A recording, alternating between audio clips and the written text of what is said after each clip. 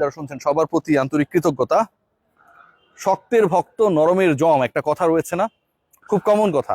খারাপ ভাবে কথাটা এভাবে হতে পারে, মানে আমরা কাউকে পেটানো, থাপড় দেয়া, বাড়ি দেয়াকে কি বলি, ঠাপ মারা। যদি দিতে পারো ঠাপ, ডাকবে তোমায় ওরে বাপ।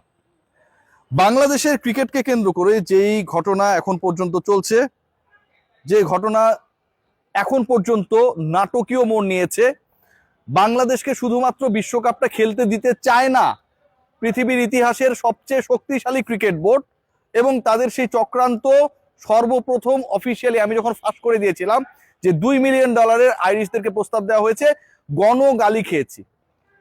ওপার থেকে গালি আসছে, ভালো কথা। আমার দেশের মানুষ যখন গালিগালাজ করে শুধুমাত্র বাংলাদেশি পন্থী হওয়ার কারণে, অনেকে বলে যে আমি উগ্র, ভাই আমি বাংলাদেশের স্বার্থে উগ্র, এটা হওয়ার কারণে এর থেকে লজ্জার দুঃখের কোনো কিছু নেই। আমার দেশের মানুষও আমাকে ভুল বুঝেছিল।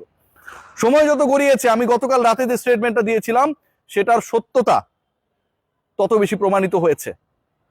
আইরিশরা শুরুতে রাজি ছিল, বুলবুল ভাই সবকিছু কনভিন্স করে ফেলেছিল। এরপরে $2 মিলিয়ন, দুটা ম্যাচ, ভারতের সাথে আয়ারল্যান্ডের প্রস্তাবিত সিরিজ, সবকিছু উল্টে দেয়।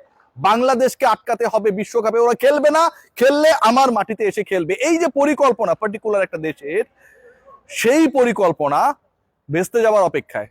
এই যে পরিকল্পনা 21 তারিখের মধ্যে জানাতেই হবে। বাংলাদেশ ইদার ইন্ডিয়ায় যাবে অর ওয়ার্ল্ড কাপ থেকে বাদ পড়ে যাবে। বাংলাদেশ ইদার ইন্ডিয়া যাবে না অর স্কটল্যান্ডে আপকামিং ওয়ার্ল্ড কাপকে সামনে রেখে অন্তর্ভুক্তি হবে।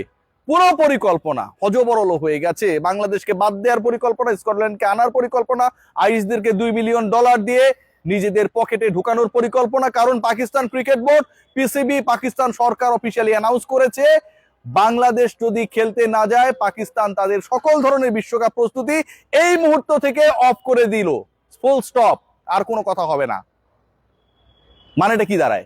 মানে দাঁড়ায় একটাই, যে বাংলাদেশ বিশ্বকাপে যাবে না, বাংলাদেশকে বিশ্বকাপ খেলতে দেওয়া হবে না। খেললে ভারতে গিয়েই খেলতে হবে, যেই ভারত আমাদের মুস্তাফিজকে অপমান করেছে, বাদ দিয়েছে।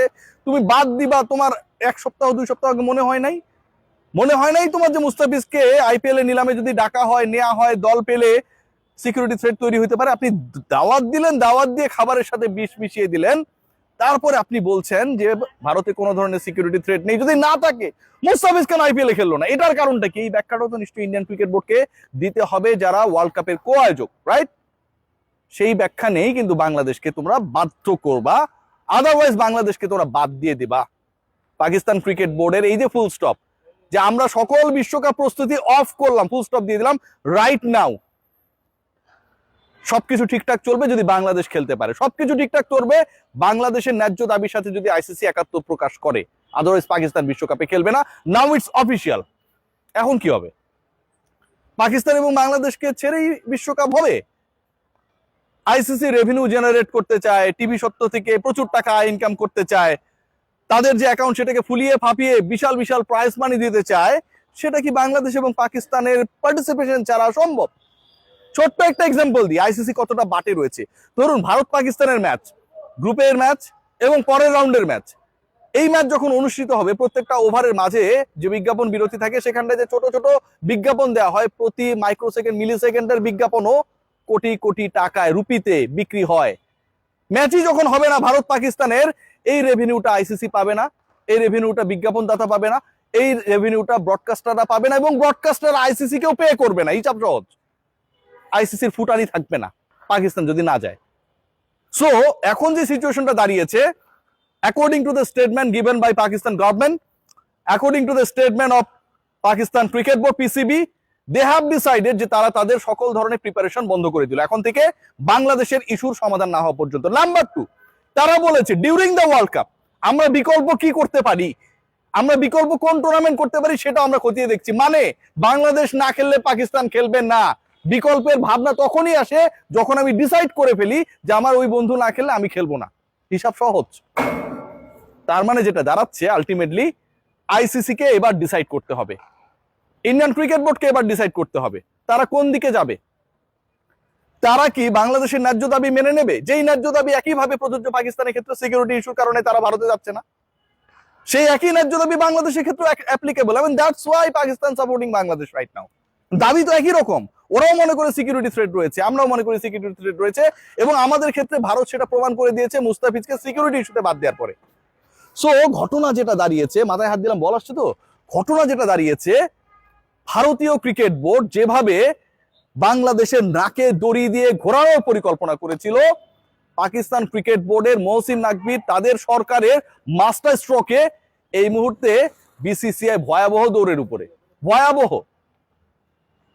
এবং এই দৌড়টা শেষ পর্যন্ত কোথায় গিয়ে শেষ হবে, ফিনিশিং টাচটা কোথায় গিয়ে দিতে হবে, এটা এখন পৃথিবীর কোনো কেউ জানে না। আপনাদেরকে বলে রাখি, যদি শেষ পর্যন্ত বাংলাদেশের দাবি না মানা হয়, এই বিশ্বকাপে বাংলাদেশ পাকিস্তান তো অংশগ্রহণ করবে না। It's going to be the floppest world cup in the history of ICC, এবং একই সাথে it's going to be a very very dull world cup according to the revenue earning of ICC. একই সাথে যে ঘটনাটা ঘটবে, এই ওয়ার্ল্ড কাপকে কেন্দ্র করে মানুষের আগ্রহ থাকবে না, রেভিনিউ ফল করবে, ব্রডকাস্টাররা মুখ ফিরিয়ে নেবে, এবং আইসিসি ও বিসিসিআই যেই বাটে পড়বে সেখান থেকে রক্ষা হওয়ার কোনো সুযোগ নেই, কারণ তখন অফিসিয়ালি এই টাইটা ওপেন হয়ে যাবে that Bangladesh, Pakistan and some other nations, they are not with ICC. শেষ পর্যন্ত কি হতে যাচ্ছে, শেষ পর্যন্ত বিশ্বাস করেন আর না করেন, my gut feeling saying that ICC finally বাধ্য হবে, নট কনভিন্সড, বাংলাদেশের ম্যাচেস অর গ্রুপ, যেটা নিয়ে গুটিবাজি করেছিল না, বাংলাদেশের গ্রুপ চেঞ্জ করা যাবে না, এটা ওটা, $2 মিলিয়ন দিয়ে আইরিশদেরকে হাতে রাখো, এগুলো চেঞ্জ করতে বাধ্য হবে ভাই। পাকিস্তান আর বাংলাদেশ এক হয়ে গেছে, পাকিস্তানও যখন খেলবে না, রেভিনিউ যখন ফল করবে, ফুটানি যখন মারা খাবে, ঠিক তখন কোনো কিছু করার ওয়ে থাকবে না, তাদেরকে মানতেই হবে, মানতেই হবে, বিশ্বকাপের স্বার্থে, রেভিনিউর স্বার্থে, ফুটানির স্বার্থে। এবং সেটা আমি বিশ্বাস করি আগামী 21 তারিখের মধ্যেই হবে। 21 তারিখের মধ্যে যে আলটিমেটামটা এসেছে যে বাংলাদেশের ডিসিশন হয়ে যাবে, বাংলাদেশকে নেবে না, স্কটল্যান্ড চলে আসছে, স্কটল্যান্ডে একদম সবাই একদম রেডি, ব্যাট প্যাট পরে রেডি, প্র্যাকটিস শুরু করে দিয়েছে, আর পাকিস্তান তাদের প্র্যাকটিস অফ করে দিয়েছে যে ওরা আসুক, আমরা যাচ্ছি না। আপনি আরেকটা কোন দলকে খেলাবেন?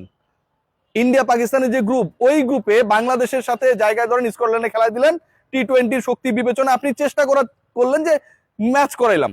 ইন্ডিয়া পাকিস্তান যেই গ্রুপ, ইন্ডিয়া পাকিস্তানের মতো আরেকটা টিম কি ওয়ার্ল্ড কাপের বাইরে আছে যে আপনি রিপ্লেস করে দিবেন? পাকিস্তানের রিপ্লেসমেন্টে কি আপনি অস্ট্রেলিয়াকে নিয়ে আসবেন? সুযোগ নেই তো, অস্ট্রেলিয়া তো এমনিতেই খেলেছে আরেকটা গ্রুপে। সো বাংলাদেশের ক্ষেত্রে you can take a decision যে আপনি স্কটল্যান্ডকে নিয়ে নিলেন, পাকিস্তানের ক্ষেত্রে you have no way. India যেই গ্রুপে খেলছে সেই গ্রুপটাও আলটিমেটলি গোয়িং টু বি আর ডাল অফ ঢাকা ইউনিভার্সিটি, মানে যে ডালটা আমরা খাই, পানি পানি পানি। আপকামিং ওয়ার্ল্ড কাপ যেভাবে, যেই পদ্ধতিতে, যেই অটোক্রেসিতে করার চেষ্টা করা হচ্ছে আইসিসি এবং বিসিসিআই কর্তৃক, সেটা যেন ঢাকা বিশ্ববিদ্যালয়ের, আমি যেখানটা পড়ে এসেছি, ওই পুষ্টিহীন ডালের মতো পানিতে পরিণত হয়ে গেছে। এই বিশ্ব